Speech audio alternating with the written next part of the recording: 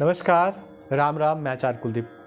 काल सर्प दोष की श्रृंखला चल रही है और आज श्रृंखला में है कुंडली का दूसरा भाव, अष्टम भाव। जब दूसरे भाव पे राहु बैठे हो, अष्टम भाव पर केतु बैठे हो और बाकी सारे ग्रह यहां से यहां तक बैठे हो, दूसरे भाव से लेकर के अष्टम भाव तक, तो ऐसी स्थिति पे जो काल सर्प योग उत्पन्न होता है उसको कुलिक काल सर्प योग के नाम से जानते हैं। राहु महाराज बैठे दूसरे भाव पे, केतु महाराज बैठे अष्टम भाव पे। ये व्यक्ति के परिवार का भाव है, फैमिली का भाव है, परिवार के लोगों का भाव है, व्यक्ति की आंख का भाव है और सबसे खास हिस्सा व्यक्ति के मुख का भाव है।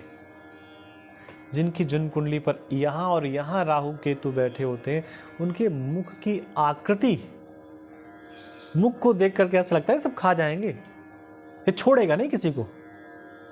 मुख की आकृति थोड़ी सी ऐसी होती है, रूखी, देखने में अच्छी लगती है। किसी का मुख देखने में बड़ा अच्छा लगता है, किसी का मुख थोड़ा सा कम अच्छा लगता है।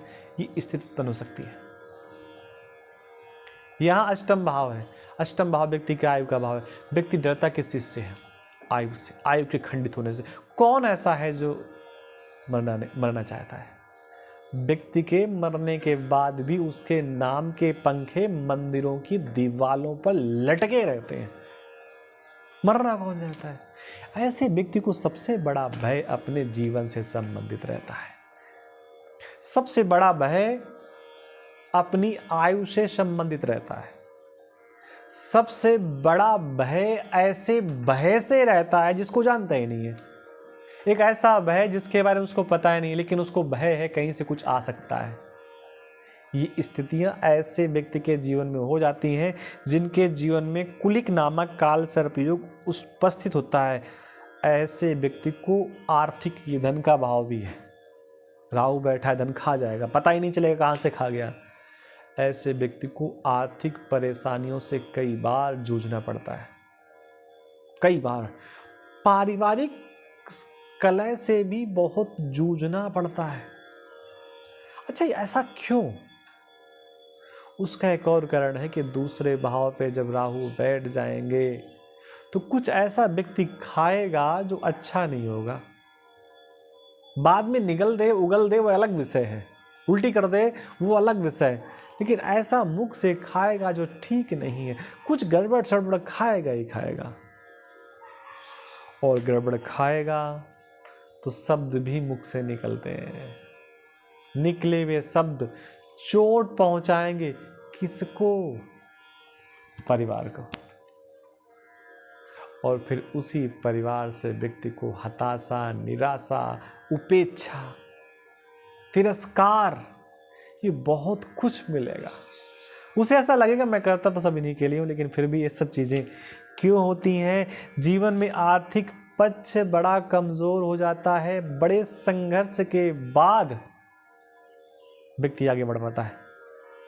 और जब आर्थिक पक्ष कमजोर होता है तो भैया, एक बड़ा सीधी सी कहावत है, मन के हारे हार है।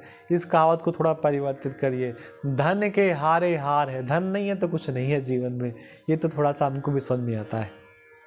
कलह की स्थिति उत्पन्न होगी, पारिवारिक विरोध होगा, अपयश का व्यक्ति भागी बनेगा। और योग इतना नकारात्मक होता है काल सर्प योग इस भाव में, दूसरे और अष्टम भाव का, कि कई बार पारिवारिक विच्छेद भी हो जाता है। तो ये स्थितियां उत्पन्न हो जाती हैं। तो उपाय क्या करना चाहिए? उपाय के लिए ऐसा बताया गया कि घर के उत्तर पश्चिम कोण में, उत्तर और पश्चिम, उत्तर पश्चिम का मतलब पश्चिम देखिए और उत्तर देखिए, इनकी जो मध्य का कोण है, यहां पर क्या करना चाहिए? सफाई करनी चाहिए और कोई मिट्टी का बर्तन रखें, उसमें पानी भर कर के रखें और प्रतिदिन पानी को बदलें और उस पानी को चौराहे पर जाकर के डालें। बदलते समय घर पे न डालें, पिए नहीं उसको कि कलश पे रखा है, गर्मी का मौसम में पी लेते हैं, सांझ का रखा हुआ है। जल रखें वहाँ पे, उसको प्रातःकाल किसी चौराहे पे छोड़ आए, पुनः नया जल भर करके रख दें। अगर ऐसा करते हैं तो इस वाले काल सर्प योग में व्यक्ति को लाभ मिलता है। राहत मिलती है।